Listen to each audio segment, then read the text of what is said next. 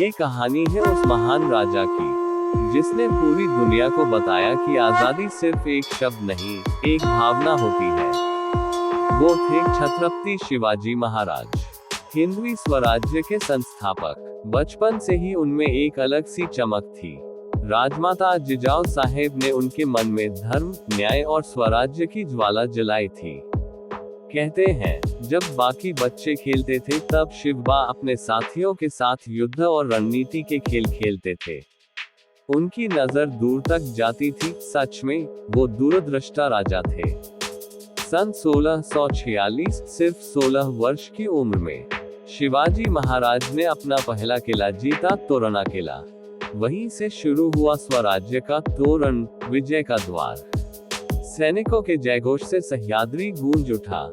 जय भवानी, जय शिवाजी। उसके बाद तो एक के बाद एक किलों की श्रृंखला बनती गई। राजगढ़, प्रतापगढ़, सिंहगढ़, रायगढ़, हरिहर किला। हर किला सिर्फ पत्थरों का ढेर नहीं था, वो था उनके परिश्रम, उनकी दूरदृष्टि और उनके साम्राज्य की नींव। छत्रपति शिवाजी महाराज सिर्फ योद्धा नहीं थे, वो एक उत्कृष्ट शासक, योजनाकार और इंजीनियर भी थे। हर किला एक वैज्ञानिक दृष्टिकोण से बनाया गया था, जहां सुरक्षा, जल संचय, अन्न का संग्रह और निगरानी सबका ध्यान रखा गया था। उनकी सेना अनुशासित थी। सैनिक उनके लिए प्रजाजन नहीं, परिवार थे। महाराज उनके साथ भोजन करते, उनके दुख दर्द बांटते और कहते थे, शूरवीरों, ये स्वराज्य मेरा नहीं, हम सबका है। लेकिन स्वराज्य का रास्ता आसान नहीं था। सामने थे शक्तिशाली मुगल और आदिल शाही जैसे बड़े साम्राज्य। और तब आया वो दिन जब अफजल खान को प्रतापगढ़ की तलहटी में महाराज से मिलना था। अफजल खान ने विश्वासघात करने की कोशिश की, पर महाराज की कमर बंद में छिपा हुआ वाघन निकाल लिया और क्षण भर में पराक्रम ने छल पर विजय पाई। इस विजय ने सारे दक्षिण भारत को हिला दिया।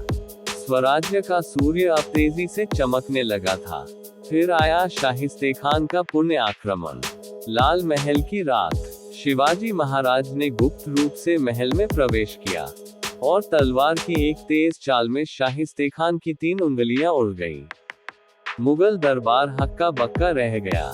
कौन है ये शिवाजी जो हवा की तरह आता और गायब हो जाता है? फिर आया आगरा का प्रसंग।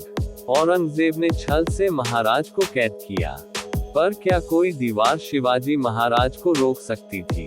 उन्होंने मिठाई की पेटी में बैठकर अपने पुत्र संभाजी के साथ आगरा से एक चमत्कारी पलायन किया। पूरा हिंदुस्तान दंग रह गया। इसके बाद स्वराज्य का विस्तार और तेजी से हुआ। महाराज ने अपने पुत्र छत्रपति संभाजी महाराज को भी वही संस्कार दिए। शौर्य, नीति और धर्म का पाठ। लोग उन्हें शेर का छावा कहते थे। शेर का बेटा शेर ही होता है। छत्रपति संभाजी महाराज को अजिंक्य योद्धा भी कहा जाता है, जिन्होंने अपने जीवन काल में कोई युद्ध नहीं हारा। इसीलिए मुगल छत्रपति संभाजी महाराज को शैतान कहकर बुलाते थे और उन्हें देखते ही मैदान छोड़कर भाग जाते थे, भागो शैतान आया। ऐसे महान और बलवान थे छत्रपति संभाजी महाराज। उन्हें धर्मवीर भी कहा जाता है। जब औरंगजेब ने उन्हें छल और कपट से बंदी बनाकर 40 दिन अपने कैद में रखा और उन पर बहुत अत्याचार किए, फिर भी छत्रपति संभाजी महाराज अपने इरादे डटे रहे और धर्म परिवर्तन करने से मना कर दिया। इसलिए उन्हें धर्मवीर छत्रपति संभाजी महाराज कहा जाता है। सैकड़ों युद्धों में विजय, सैकड़ों किलों का निर्माण और लाखों प्रजाजनों का आशीर्वाद, यही थी छत्रपति शिवाजी महाराज की विरासत। अंततः जब रायगढ़ किले पर राज्याभिषेक हुआ, पूरा सह्याद्री गूंज उठा। जय भवानी, जय शिवाजी। कहते हैं, राजा तो बहुत हुए, पर छत्रपति सिर्फ एक हुए, क्योंकि उन्होंने सिर्फ साम्राज्य नहीं बनाया, उन्होंने एक संस्कृति बनाई, एक ऐसा विचार जो आज भी हर मराठी हृदय में धड़कता है। स्वराज्य हमारा अभिमान है। छत्रपति शिवाजी महाराज की दूरदृष्टि आज भी हर दिल में जिंदा है। जय भवानी, जय शिवाजी. हे हिंदवी स्वराज्य व्हावे हीच श्रींची इच्छा.